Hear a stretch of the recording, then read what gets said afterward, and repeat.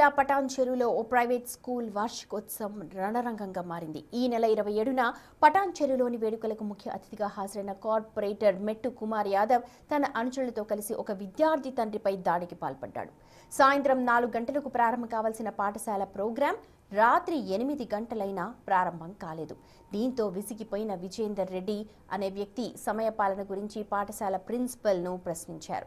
అదే సమయంలో వేదికపై ప్రసంగిస్తున్న కార్పొరేటర్ తన ప్రసంగానికి అడ్డు తగులుతున్నాడన్న కోపంతో ఊగిపోయాడు. వెంటనే స్టేజ్ దిగొచ్చి విజేందర్ రెడ్డిపై కుర్చీతో దాడి చేశాడు. కార్పొరేటర్ అనుచరులు కూడా బాధితుణ్ణి కాళ్లతో తన్నుతూ కొట్టారు. తీవ్రంగా గాయపడిన విజేందర్ ప్రస్తుతం హాస్పిటల్లో చికిత్స పొందుతున్నారు. గాయపడిన విజేందర్ ఫిర్యాదుతో కార్పొరేటర్ అతని అనుచరులపై కేసు నమోదు చేశారు పోలీసులు. అలాగే కార్పొరేటర్ సైతం విజేందర్ పై కంప్లైంట్ చేశారు.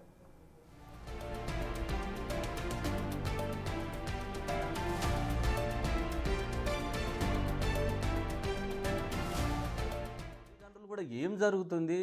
అరే ఆయన కార్పొరేటర్ గారు వచ్చారు, స్టేజ్ మీదకి ఎక్కిరు, మాట్లాడుతున్నారు. మాట్లాడేటప్పుడు ఈయన న్యూసెన్స్ ఎందుకు చేస్తున్నారని జనాలంతా అక్కడ చూసుడు స్టార్ట్ చేశారు. అంత పెద్ద న్యూసెన్స్ చేశాడు. చేస్తే నేనేమన్నా అంటే తెలిసిన వ్యక్తే, మా ఊరు వ్యక్తి, మా దగ్గర ఉంటాడు పటాన్చల్రా, అరే ఆయన నేను రోజు సంజాన్సూరి భయ్ ఆయనకి ఏమి ఇబ్బంది అవుతుందో చెప్పు అని నేనే చెప్పడం జరిగింది. నేను స్టేజ్ మీద ఉన్నా, స్టేజ్ మీద ఉండి చెప్తే అందులో మా బ్రదరు వీళ్ళంతా నా ఎంబడి ఉండే ఆ రోజు.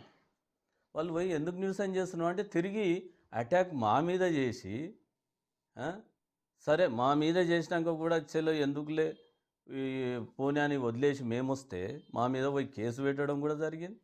మేము కూడా కేసు పెట్టామనుకో, మేము కేసు పెట్టాము. ఇప్పుడు సిఐ డిఎస్పి గారు పరిగణనలోకి తీసుకున్నారు. మా తమ్ముడికి కూడా 4 కుట్లు పడ్డాయి హాస్పిటల్లో. కార్పొరేటర్ ఎందుకు ఎక్కించినావు అని చెప్పేసి విజేందర్ అడిగిండు. అందుకే వాళ్ళు కొట్టిర్రు అని చెప్పిండంట ఏదో జర్నలిస్ట్కు. నేను అంటున్నా, ఒక ప్రజాప్రతినిధిగా నువ్వు ఉన్నావు. నేను ఆ మాట అని ఉంటే అదే 2500 మందిలో నేను ఈ పటాన్చెరు కార్పొరేటర్ని, పలానా పిల్లగాడు మిమ్మల్ని ఉద్దేశించి 2 మాటలు మాట్లాడదామంటే గిట్లా అంటుండు అని చెప్పి అదే 10 మందిలో నన్ను నిలదీయనుంటి, ఇదే యాజమాన్యం నన్ను నిలదీయనుంటి. ఒక ప్రజాప్రతినిధి కొట్లాడవచ్చా? నువ్వు న్యాయం చెప్పాలి. ఓట్లేసి గెలిపించారు ప్రజలు టౌన్లో. నేను వాళ్ళని వీళ్ళని ఇష్టం వచ్చినట్లు కొట్టుమని ఓట్లేసి గెలిపించిరా? రౌడీజం చేయని గెలిపించిరా? లేకపోతే నీకు 10 మందిని ఆదుకుంటావు, సమస్య లేకుండా వర్గాలలో ఏమైనా ఘర్షణలు అయినప్పుడు న్యాయం చెప్తావని గెలిపించిరా? నీకేమైనా అవమానం జరిగితే చట్టపరంగా పోవాలి. ఇప్పుడు నాకు కొట్టారు, నేను చట్టపరంగా పోయినా కానీ